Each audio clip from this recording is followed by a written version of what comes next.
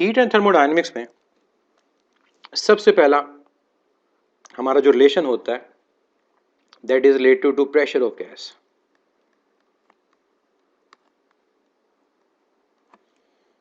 और pressure of gas के relations 1/3 rho density into mean square velocity. ये जो पूरा वेरिएबल है ये क्या है, ये मीन स्क्वायर वेलोसिटी है। फिर आप जब डेंसिटी का रिलेशन यहाँ सब्स्टिट्यूट करते हैं total mass over total volume, तो ये फार्मूला चेंज होके बन जाता है pressure is equal to n m over 3 times v into v square. इसको 2 से मल्टीप्लाई 2 से डिवाइड करें, फिर ये फार्मूला बन जाता है 2/3 एन ओवर वी, और ये आपके पास आ जाता है half m v square. Half m v square और ये साइन मीन का, इसको आप बोलते हैं मीन काइनेटिक एनर्जी। और n over v number of molecules पर यूनिट वॉल्यूम, ये कांस्टेंट होता है, इसको एन नॉट से रिप्रेजेंट करते हैं। तो फार्मूला बन जाएगा 2/3 n naught into mean kinetic energy. ये सारे प्रेशर के रिलेशंस हैं जो एक ऑर्डर में ड्राइव हो रहे होते हैं। प्रेशर ऑफ गैस के बाद हम इन्हीं रिलेशन को यूज करके और जनरल गैस इक्वेशन को यूज करके टेम्परेचर के रिलेशंस को ड्राइव करते हैं। और वो टेम्परेचर के हमारे पास रिलेशन क्या आता है, उसका सबसे जो बेसिक हमारा रिजल्ट है मैं उसी से स्टार्ट करूंगा।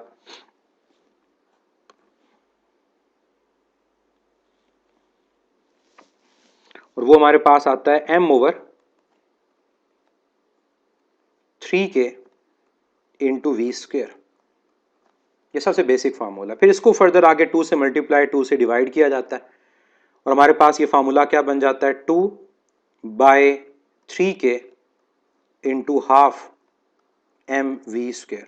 के के बारे में आप जानते हैं, के क्या है, के बोल्ट्जमैन कांस्टेंट है, general gas constant over Avogadro's number, और वैल्यूज की होती है 1.38 10⁻⁻23 यूनिट होता है जूल पर केल्विन, जो एंट्रोपी का यूनिट होता है। तो इस फार्मूला में आप के को अगर रिप्लेस कर देते हो तो ये फार्मूला हमारे पास चेंज होकर क्या बन जाएगा 2 times n a over 3 times r और साथ एवरेज काइनेटिक एनर्जी। फिर इस फार्मूला को एवरेज काइनेटिक एनर्जी की फॉर्म में लिखें तो यह आएगा 2/3 के वापस मैंने लिख दिया और साथ ये आ जाएगा एवरेज काइनेटिक एनर्जी। दोनों फार्मूलाज प्रेशर और टेम्परेचर को देखें तो दोनों का एवरेज काइनेटिक एनर्जी के साथ रिलेशन क्या है, डायरेक्ट है। फिर रूट मीन स्क्वायर वेलोसिटी और मीन स्क्वायर वेलोसिटी, उसका रिलेशन भी पता होना चाहिए। उसकी बात मैं भी करूंगा कि उनके साथ इनके क्या रिलेशन है। क्योंकि उनसे पहले मैं लिखता हूं मीन काइनेटिक एनर्जी या एवरेज काइनेटिक एनर्जी, उसके relation in terms of pressure और in terms of temperature. Mean kinetic energy का रिलेशन अगर मैं प्रेशर के लिए लिखूं तो मेरे पास क्या रिलेशन बनेगा 3p ओवर 2n0। चाहे आप यहां पर n0 की वैल्यू को पुट कर दें, n0 की वैल्यू पुट करेंगे तो क्या आएगा 3pv ओवर 2n। और अगर मैं टेम्परेचर के लिए मीन काइनेटिक एनर्जी या एवरेज काइनेटिक एनर्जी का रिलेशन लिखता हूं तो वो क्या आएगा 3 टाइम्स kT डिवाइड बाय 2। और पास पेपर में इससे रिलेटेड न्यूमेरिकल भी आ चुका है। फिर कई दफा क्वेश्चन आपसे रेशो का पूछा जाता है दो डिफरेंट टेम्परेचर के ऊपर। अगर हमने मीन काइनेटिक एनर्जी को कंपेयर करना हो तो मीन काइनेटिक एनर्जी की रेशो क्या बनेगी इस फार्मूला से T1 ओवर T2। और दो डिफरेंट गैसेस का टेम्परेचर सेम हो तो मीन काइनेटिक एनर्जी सेम, क्योंकि और कोई वेरिएबल नहीं है जिस पे वो डिपेंड करे, तो वो कांस्टेंट ही रहेगा। तो ये रिलेशन आपने याद रखना है कि मीन काइनेटिक एनर्जी का टेम्परेचर के साथ क्या रिलेशन बनता है। मीन काइनेटिक एनर्जी के बाद मैं बात करूंगा मीन स्क्वायर वेलोसिटी की। जब मीन स्क्वायर वेलोसिटी की बात करेंगे तो आप नाम को देखें, मीन मैंने सिंबल लगा दिया, स्क्वायर और वेलोसिटी, तो एज अ होल ये पूरा फैक्टर जो है ना मीन स्क्वायर वेलोसिटी वो ये है मीन स्क्वायर वेलोसिटी। तो अब आप ऊपर फार्मूलाज में देखें तो फार्मूलाज से आपको पता चलता है कि जो प्रेशर हमारे पास है उस प्रेशर का मीन स्क्वायर वेलोसिटी से डायरेक्ट रिलेशन है। और किस पावर से, पावर 1 से। तो मीन स्क्वायर वेलोसिटी अगर डबल होगी तो प्रेशर डबल होगा, क्योंकि एज अ होल ये पूरा फैक्टर v स्क्वायर है। इस तरह टेम्परेचर का भी मीन स्क्वायर वेलोसिटी से जो रिलेशन है वो डायरेक्ट है पावर 1 के साथ। अगर मीन स्क्वायर वेलोसिटी हमारे पास डबल होगी तो टेम्परेचर की वैल्यू डबल होगी, ये ख्याल रखना आपने, इनका आपस में रिलेशन लीनियर है। मीन स्क्वायर वेलोसिटी कई दफ़ा मॉलिक्यूल्स की वैल्यू गिवन हो उससे भी कैलकुलेट होती है। वो कैसे? आप क्या करते हैं, तमाम जो मॉलिक्यूल्स की वेलोसिटी है उनका स्क्वायर लेंगे और जितने मॉलिक्यूल्स हैं उनको प्लस करने के बाद उस नंबर ऑफ मॉलिक्यूल से डिवाइड कर देंगे। इसको समेशन की फॉर्म में लिखा जाता है, summation v i square, and i is from 1 to n, और ये डिवाइड किससे हो रहा है? n से हो रहा है, और ये वैल्यू जीरो नहीं आ सकती, ये ख्याल रखिएगा, क्योंकि स्क्वायर ले लिया तो नेगेटिव भी क्या हो जाएगा? पॉजिटिव। तो ये वैल्यू मीन्स के वेलोसिटी की जीरो नहीं आती, ना मीन्स के वेलोसिटी जीरो, ना रूट मीन्स के वेलोसिटी जीरो आती है। फिफ्थ में बात करता हूँ रूट मीन्स के वेलोसिटी, और इससे का फार्मूला भी पास पेपर में आ चुका है। तो फार्मूलाज की इंपॉर्टेंस बहुत ज़्यादा है। फार्मूलाज हमें बहुत सारे क्वेश्चंस को सॉल्व करने में हेल्प करते हैं, न्यूमेरिकल्स भी सॉल्व करने में हेल्प करते हैं, ग्राफ ड्रॉ करने में भी हेल्प करते हैं, कॉन्सेप्चुअल क्वेश्चन सॉल्व करने में भी हेल्प करते हैं, और कई दफ़ा डायरेक्ट हमसे एग्जामिनर फार्मूला ही पूछ लेता है।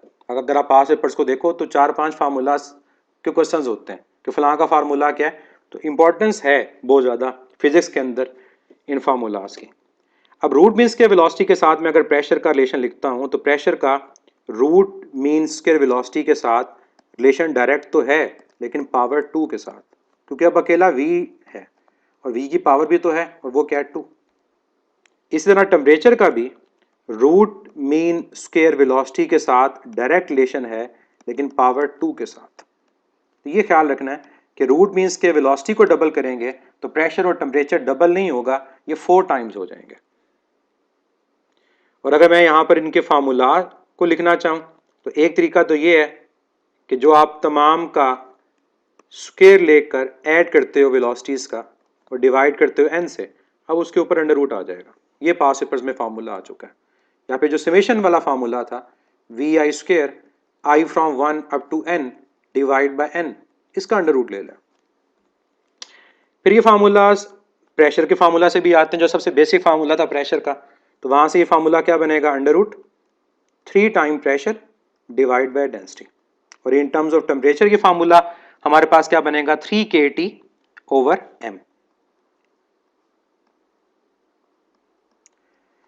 और फिर ये इन टर्म्स ऑफ R अगर लिखना चाहें जनरल गैस कांस्टेंट, तो फिर मोलर मास आएगा, यह आएगा 3 times RT over capital M।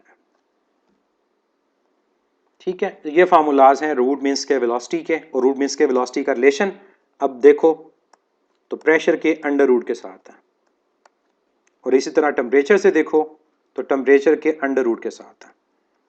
अगर मोलर मास से देखो तो मोलर मास के अंडर रूट से है लेकिन इनवर्स है। जिस गैस का मोलर मास ज़्यादा होगा उसकी रूट मीन्स के वेलोसिटी की वैल्यू कम होगी। और ये जो फार्मूलाज मैंने लिखे इनसे रिलेटेड भी कंपैरिजन के क्वेश्चंस होते हैं, तो वो भी आपने ख्याल रखना है कि अगर आपको रिलेशन सही पता है कि अंडर रूट के साथ है, डायरेक्ट है, इनवर्स है, तो आप कंपैरिजन के क्वेश्चंस को भी इजीली सॉल्व कर सकते हो। रूट मीन्स के वेलोसिटी की वैल्यू भी याद रखिएगा, मीन्स के वेलोसिटी की तरह जीरो नहीं होती।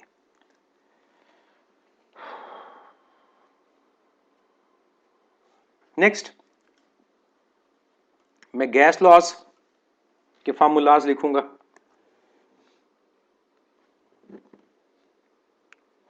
उसमें सबसे पहले बॉयज लॉ,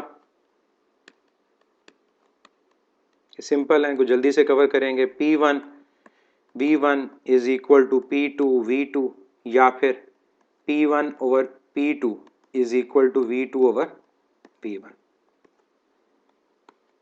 तीन ही लॉज में यहाँ लिख रहा हूँ, बॉयज लॉ, चार्ल्स लॉ और प्रेशर लॉ। चार्ल्स लॉ के अकॉर्डिंग हमारे पास क्या बनेगा?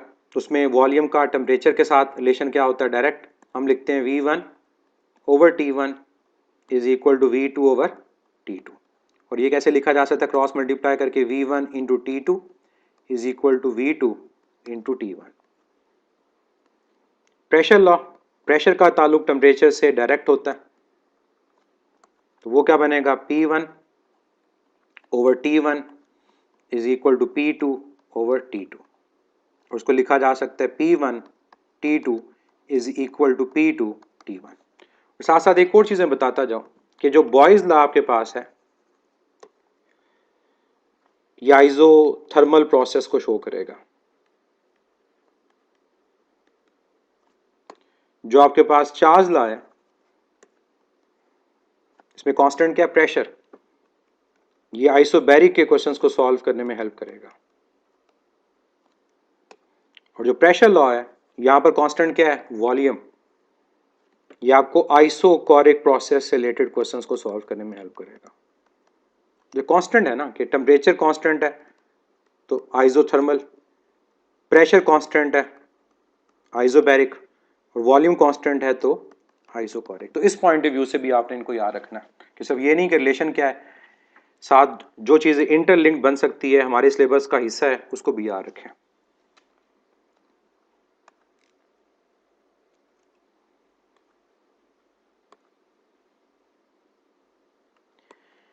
नेक्स्ट मैं टेम्परेचर कन्वर्जन की बात करूंगा। दो रिलेशन मैंने आपको लिखवाए थे, एक टेम्परेचर कन्वर्जन का और एक टेम्परेचर के चेंज के कन्वर्जन का। टेम्परेचर कन्वर्जन का फार्मूला क्या था, degree Celsius over 100, degree Fahrenheit -32 over 180, kelvin -273.15 over 100। तो इनको कंपेयर कर लें तो आप आपस में चाहे सेल्सियस को फ़ारेनहाइट के इक्वल कर लें, चाहे फ़ारेनहाइट को केल्विन के इक्वल कर लें, तो कंपेयर करके आप इनके जो फर्दर रिलेशंस हैं उनको भी बना सकते हैं। नेक्स्ट जो रिलेशन मैं यहां पे मेंशन करूंगा वो डिफरेंस ऑफ टेम्परेचर के कन्वर्जन का। टेम्परेचर को कन्वर्ट करना और टेम्परेचर के डिफरेंस को कन्वर्ट करना, ये डिफरेंस है कि टेम्परेचर डिफरेंस अगर 25 डिग्री सेल्सियस है तो फ़ारेनहाइट में वो कितना होगा, और उसका मैंने आपको बताया था मेथड।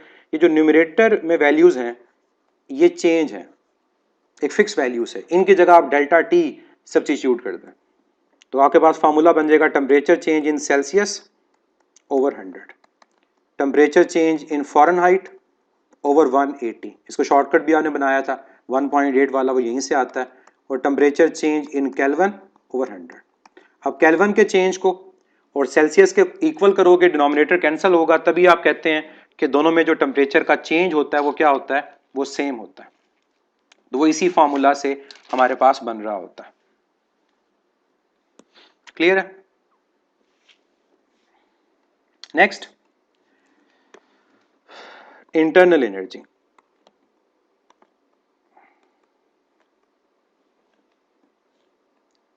अब इंटरनल एनर्जी के लिए डिग्री ऑफ फ्रीडम का पता होना चाहिए कि डिग्री ऑफ फ्रीडम की वैल्यू क्या है, और उसके लिए मैं फार्मूला अगर लिखता हूं कि हमारे पास फार्मूला क्या होगा इंटरनल एनर्जी का, तो U is equal to F degree of freedom divide by 2 into KT। और अगर आप इसको लिखना चाहते हो इन टर्म्स ऑफ R तो फिर ये फार्मूला मैं लिखता हूं for n number of moles, for n moles, for n moles ये फार्मूला क्या होगा, n times F over 2 into R into T। तो K और R की फॉर्म में ये रिलेशन आपने याद रखना है। देखिए इसको बल्कि आप R की फॉर्म में याद रखें तो बेहतर है, K की फॉर्म में रहने दें, दोनों को आप R की फॉर्म में याद रखें। ऊपर वाला फार्मूला फॉर 1 मोल है और नीचे वाला फार्मूला आपके पास n नंबर ऑफ मोल्स है। और अगर आप इंटरनल एनर्जी के चेंज को फाइंड करना चाहते हैं, और यहीं से आपको पता चलता है कि इंटरनल एनर्जी का चेंज किस पे डिपेंड करेगा, तो चेंज इन इंटरनल एनर्जी का रिलेशन यहीं से आपके पास आता है, और वो क्या आता है, delta U is equal to n F by 2 R delta T। तो बाकी सब कुछ तो कांस्टेंट है, तो इंटरनल एनर्जी का चेंज डिपेंड किस पे करेगा, टेम्परेचर के चेंज पे। अगर टेम्परेचर चेंज नहीं होगा तो इंटरनल एनर्जी भी चेंज नहीं होती। डिग्री ऑफ फ्रीडम की वैल्यूज को मैं आपको यहां रिवाइज करवा देता हूं कि डिग्री ऑफ फ्रीडम की वैल्यूज क्या होती हैं। क्या होता है डिग्री ऑफ फ्रीडम, इसके लिए लेक्चर को देखिएगा, मैंने वहां बताया था। डिग्री ऑफ फ्रीडम की value for mono atomic gas, atomicity पे डिपेंड करती है, for diatomic gas and for polyatomic gas. Monoatomic gas के लिए डिग्री ऑफ फ्रीडम हम लेते हैं 3, अगर वाइब्रेशनल काइनेटिक एनर्जी की बात नहीं हो रही, लो टेम्परेचर पे बात कर रहे हैं। अगर वाइब्रेशनल भी लेंगे तो +2 आ जाएगा, हमारे सिलेबस में वो नहीं है। हमारे सिलेबस में यही होता है, डायटोमिक के लिए 5 और पोलीटोमिक के लिए या तो ये 6 होती है या 7। अगर बुक के हवाले से बात करूं जिससे क्वेश्चन सॉल्व होंगे तो बुक में 7 ली हुई है, 7 से सॉल्व होते हैं, डायटोमिक 5 और मोनोटोमिक 3। लेकिन कहीं पर 6 भी लिखा हो डिग्री ऑफ फ्रीडम तो वो गलत नहीं है, वो ठीक है।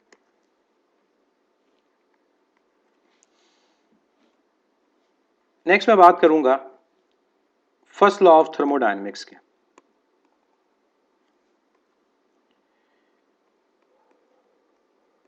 Law of conservation of energy की सेकंड स्टेटमेंट इसको बोला जाता है।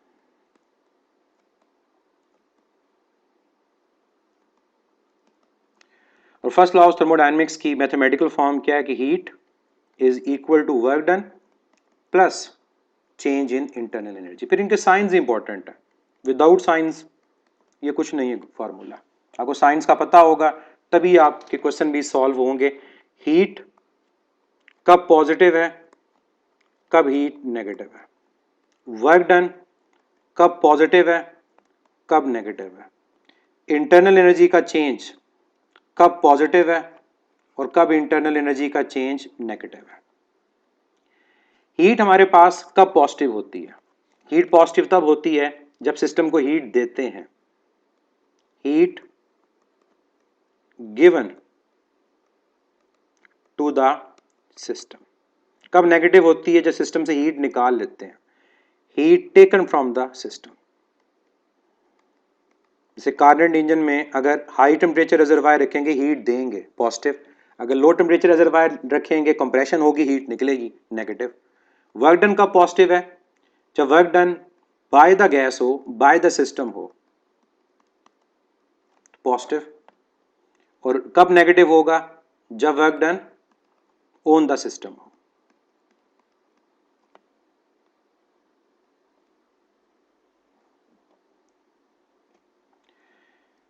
इंटरनल एनर्जी का चेंज कब पॉजिटिव होगा, इंटरनल एनर्जी का चेंज कब नेगेटिव होगा। अगर हमारे पास इंटरनल एनर्जी इंक्रीज कर रही है यानी टेम्परेचर इंक्रीज कर रही है तो चेंज पॉजिटिव, और अगर इंटरनल एनर्जी डिक्रीज कर रही है, टेम्परेचर डिक्रीज कर रहा है, चेंज नेगेटिव। जैसे एडियाबैटिक एक्सपेंशन में नेगेटिव साइन आएगा डेल्टा यू का और कंप्रेशन में पॉजिटिव साइन आएगा, ये उससे रिलेशन आपको पता चल जाता है।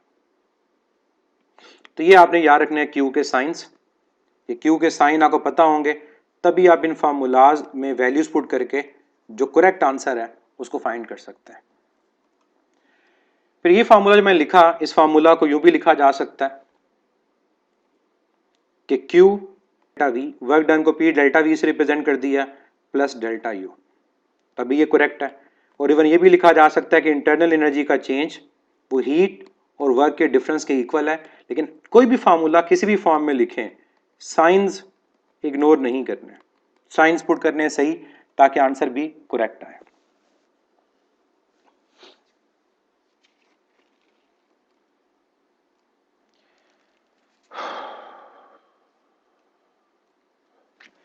इंटरनल एनर्जी का चेंज का एक और फार्मूला को मैं यहाँ बता दूं, वो ज़्यादा आपके सिलेबस से रिलेटेड है इसके मुकाबले में, और वो फार्मूला हमारे पास in terms of C V है। और वो क्या है, change in internal energy is equal to n times C V into delta T. क्योंकि सी वी की वैल्यू आपको पता है क्या है, तो अगर आपको सी वी की वैल्यू पता है फॉर मोनोटॉमिक, डायटोमिक, पॉलीटॉमिक, तो इस फार्मूला से भी आप इजीली इंटरनल एनर्जी के चेंज को कैलकुलेट कर सकते हैं। तो ये फार्मूला भी आप लोगों ने याद रखना है, ये ज़्यादा आपके टॉपिक से रिलेटेड है पहले वाले के मुकाबले में।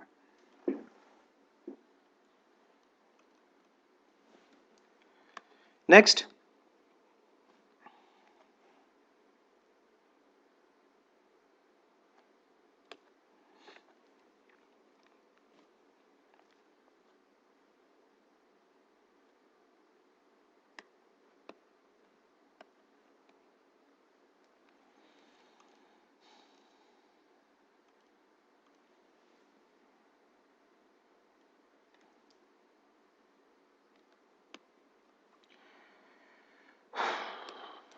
इंटरनल एनर्जी का चेंज हो गया, फर्स्ट लॉ ऑफ थर्मोडायनेमिक्स हो गया, molar specific heat.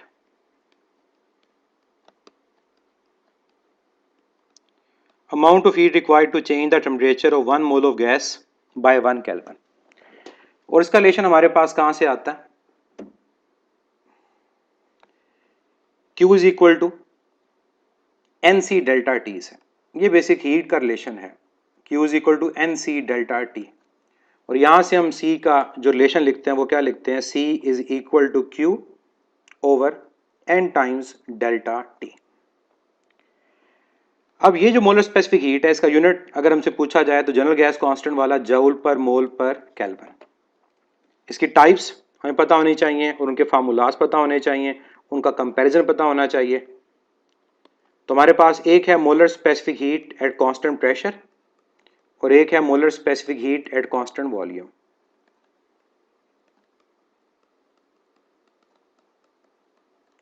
Molar specific heat at constant pressure को हम रिप्रेजेंट करते हैं Cp से और molar specific heat at constant volume को हम रिप्रेजेंट करते हैं Cv से। मैं लेक्चर में बताया था कि हम कांस्टेंट टेम्परेचर क्यों नहीं लेते और इस तरह एडियाबैटिक में क्यों नहीं लेते, उसकी बात मैं यहाँ पर करूँगा। अब Cp और Cv का रिलेशन आसान है। Cp किसके इक्वल होगा? कांस्टेंट प्रेशर के ऊपर जो हीट प्रोवाइड की Qp over n delta t, और Qp किसके इक्वल होता है? Work done plus change in internal energy, और ये डिवाइड किससे होगा? एन डेल्टा टी से।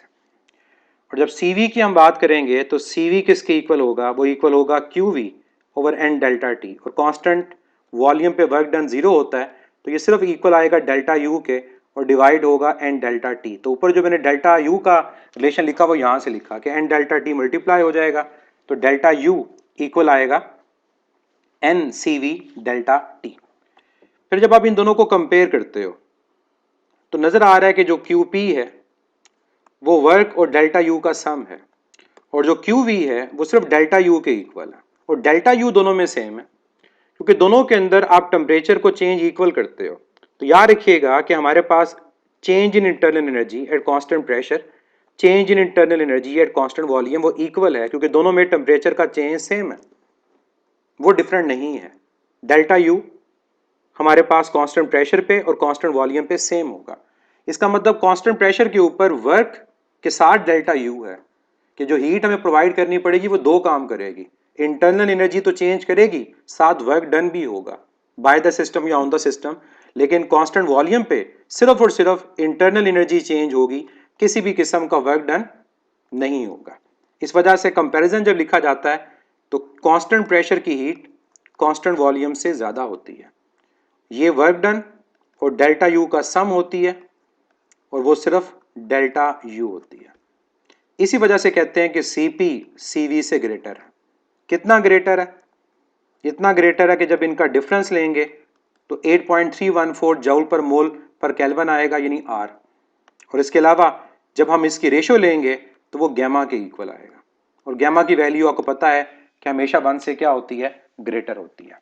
तो ये रिलेशन आप लोगों ने याद रखने कि Cp माइनस Cv का डिफरेंस R 1 से ग्रेटर, Cp और Cv की रेशो गैमा, और गैमा भी क्या है? 1 से ग्रेटर है।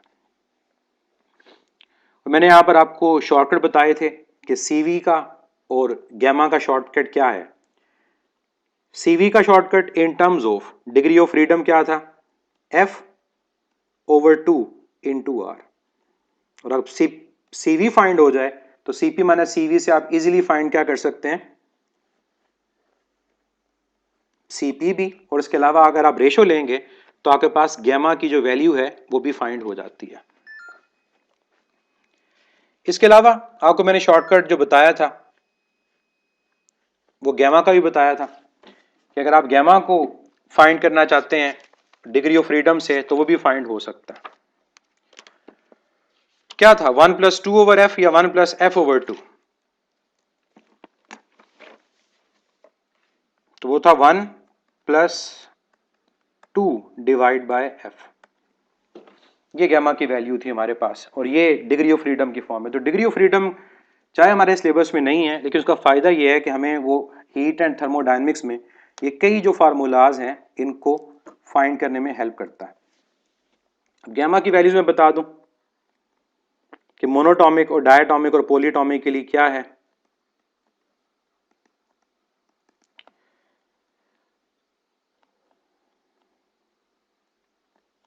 और ये भी आपको पता होना चाहिए किसके लिए ज़्यादा है और किसके लिए कम है।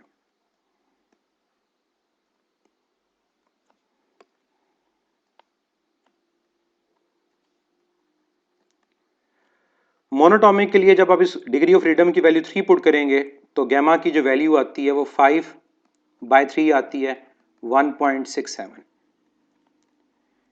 जब डायटॉमिक गैस की बात करेंगे उसके लिए वैल्यू आएगी 7/5 और ये होती है 1.4।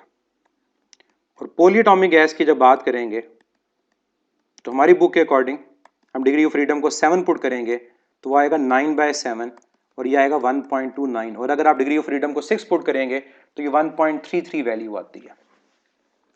इसी तरह से सीपी और सीवी की वैल्यू भी पता होनी चाहिए। इन गैमा की वैल्यू पता चल गई तो सीपी और सीवी, इसका सीपी 5/2R होता है, इसका 7/2R होता है और इसका 9/2R होता है और ये ग्रेटर है एज कम्पेयर टू सीवी। मैं सीवी की वैल्यू लिखूंगा, आपको आइडिया हो जाएगा। यह आपके पास आएगा 3/2R 5/2R से लेसर, यह आएगा 5/2R 7/2R से लेसर और ये 7/2R 9/2R से लेसर। तो ये हमारे पास गैमा की वैल्यूज़ हैं जो आपको पता होनी चाहिए और साथ साथ सीपी और जो सीवी की वैल्यूज़ हैं वो भी पता होनी चाहिए।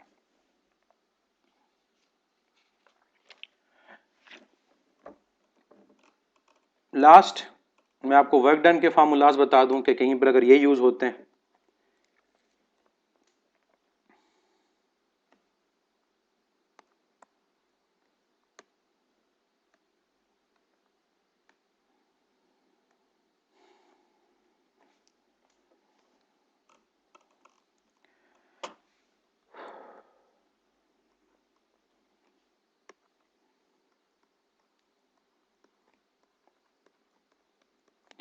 तो वर्क डन के फार्मूलाज किस किस प्रोसेस के लिए जो हमने पढ़े थे उन्हीं की बात हम करेंगे। कि आइसोथर्मल प्रोसेस हो तो वर्क डन का फार्मूला क्या होगा, एडियाबैटिक हो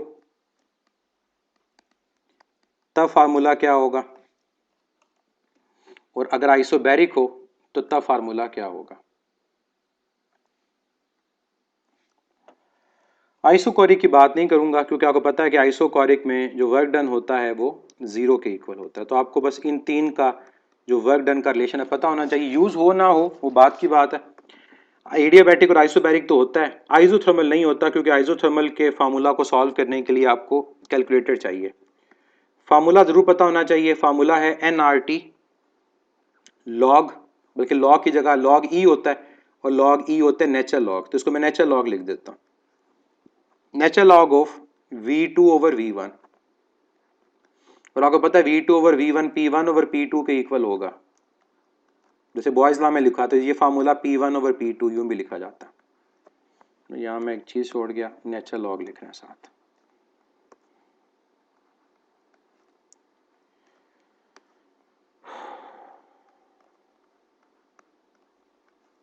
एडियाबैटिक प्रोसेस का जो वर्क डन का फार्मूला है ये NCV डेल्टा टी, क्योंकि हीट 0 है, वर्क डेल्टा यू के इक्वल है, तो ये फार्मूला वही जो डेल्टा यू वाला है वहीं से आया। और जब यहाँ CV को सॉल्व करते हैं, ये हमने क्लास में किया भी था, in terms of R and gamma ये फार्मूला आ जाता है। R साथ आएगा डेल्टा T और डिनोमिनेटर में हमारे पास क्या आएगा 1 माइनस गैमा।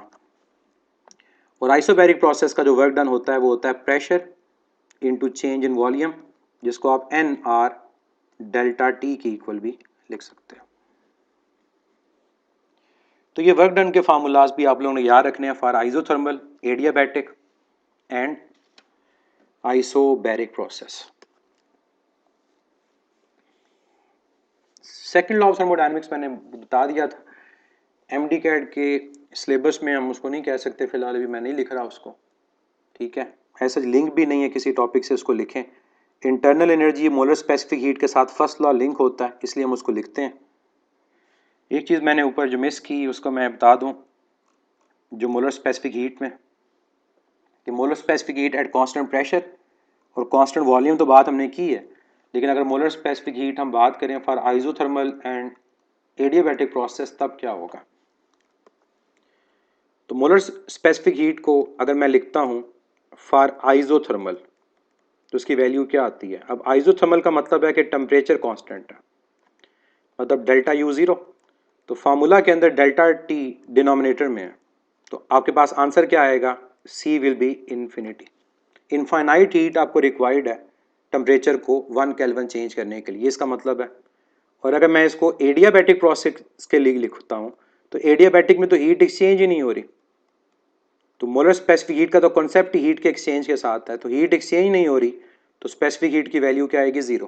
तो ये भी आप लोगों ने याद रखना है कि आइसोथर्मल के लिए मोलर स्पेसिफिक हीट इन्फिनिटी होती है और एडियाबैटिक के लिए मोलर स्पेसिफिक हीट जीरो होती है। सिर्फ स्पेसिफिक हीट की बात भी मैं बता दूं यहां पर कि अगर हम सिर्फ स्पेसिफिक हीट की बात करें तो स्पेसिफिक और मोलर में आपको डिफरेंस पता चल जाएगा। स्पेसिफिक हीट होती है amount of heat required to change the temperature of 1 kilogram of matter.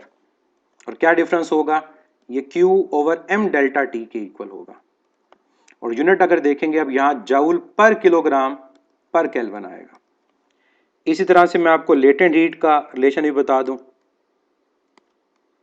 क्योंकि मैंने लेक्चर में ये डिस्कस किए थे। तो latent heat over mass, amount of heat required to change the state at constant temperature, इसका यूनिट होता है जूल पर किलोग्राम। और जूल पर किलोग्राम यूनिट किसका है, इसके अलावा डोज का, जूल पर किलोग्राम, एनर्जी ओवर मास। तो ये फार्मूला से मेरा ख्याल है कोई मिस नहीं हुआ हीट एंड थर्मोडायनेमिक्स में। जो फार्मूला मैंने वो लिखे हैं जो हमारे पास सिलेबस से लिंक्ड है। बाकी आप लोग जो मैंने इसके अलावा सेकंड लॉ और एफिशिएंसी के फार्मूलाज बताए थे उसको आप जो इसका लेक्चर है ओवरऑल उसमें देख लीजिएगा।